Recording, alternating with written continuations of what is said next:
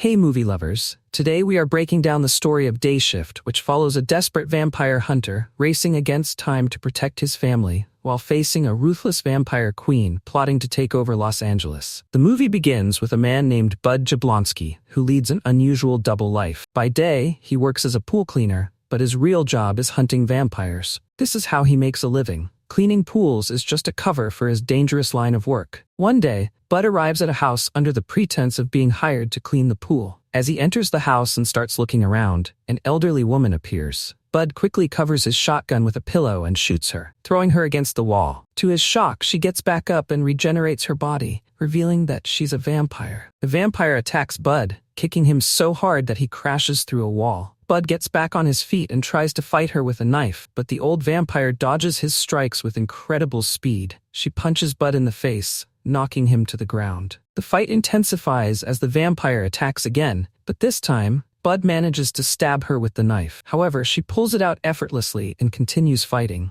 Bud struggles to bring her down. He shoots her multiple times, breaks her bones, and finally, in a last desperate move, decapitates her with a clean cut. To his surprise, another vampire, revealed to be her son, appears. Bud sets up a string trap, which swiftly beheads the second vampire, ending the bloody encounter. Bud collects vampire fangs because they're worth a lot of money. Audrey San Fernando, a wealthy and powerful vampire who is also a real estate tycoon, is shown tormenting a low-level vampire named Sasha. Audrey reveals her grand plans for the Los Angeles area and its vampire population as the camera pans to a sign near a major development project she owns. Back at his apartment, Bud struggles with overdue rent. After cleaning up, he picks up his daughter Paige from elementary school. Though Bud and Paige's mother, Jocelyn, are still legally married, they live apart. Bud spends the evening with Paige, treating her to frozen yogurt before she heads home. Jocelyn plans to take Paige to Florida to visit her mother. Heartbroken at the thought of losing his daughter, Bud begs Jocelyn for more time, promising he'll have enough money by Monday to cover Paige's braces and other expenses. He hopes selling the fangs he's collected will earn him $10,000. Jocelyn, though skeptical due to Bud's history of broken promises, reluctantly agrees to wait. Bud visits Troy, the shady owner of a pawn shop, to sell the fangs. However, Troy offers him far less than what they're worth. Bud's best chance to make good money is through the Union, the vampire hunters organization, but he's been banned for breaking their rules. Desperate, he texts his old friend Big John Elliott, hoping he can help him get back into the Union.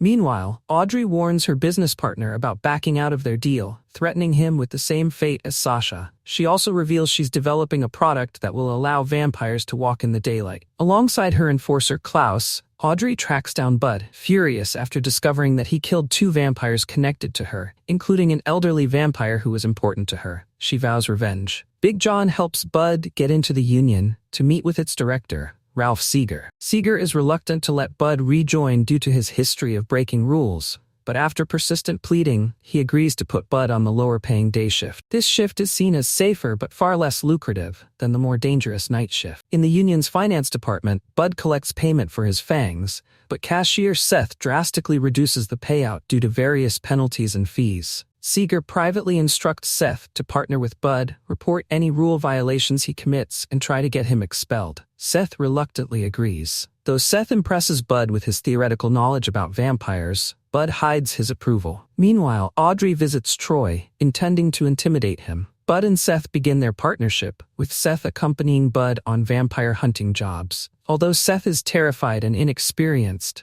Bud reluctantly starts showing him the ropes. During one mission, they encounter a hive of vampires in an abandoned house. The vampires display unusual traits, such as different types coexisting together, which is highly uncommon. Despite the danger, Bud and Seth manage to survive, though Seth struggles to keep up and nearly blows their cover multiple times. As they regroup, Bud reflects on the strange behavior of the vampires and suspects something bigger is at play. Seth, who has been recording everything for the Union, starts to feel conflicted about betraying Bud, especially after seeing how hard he works to provide for his daughter. Meanwhile, Audrey intensifies her efforts to track Bud. She sends Klaus and a team of vampire assassins to hunt him down. During one of Bud and Seth's missions, They team up with the Nazarian brothers, legendary vampire hunters posing as audio repairmen. Together, they clear a vampire nest, showcasing epic teamwork and intense combat. Seth notices the unusual presence of multiple vampire species coexisting, which is highly abnormal. The team also discovers vampire sunscreen, a substance allowing vampires to survive in sunlight for short periods. This revelation hints at Audrey's larger plan and escalates the threat, leaving Bud uneasy about what's to come. Bud picked up Paige to take her to her friend's birthday party. Things were calm at first, but then Bud received a phone call from Audrey, who threatened to abduct his wife and daughter unless he stopped seeing Paige. "Stay away from them, Audrey," Bud warned. "You'll have to go through me." Audrey ended the call,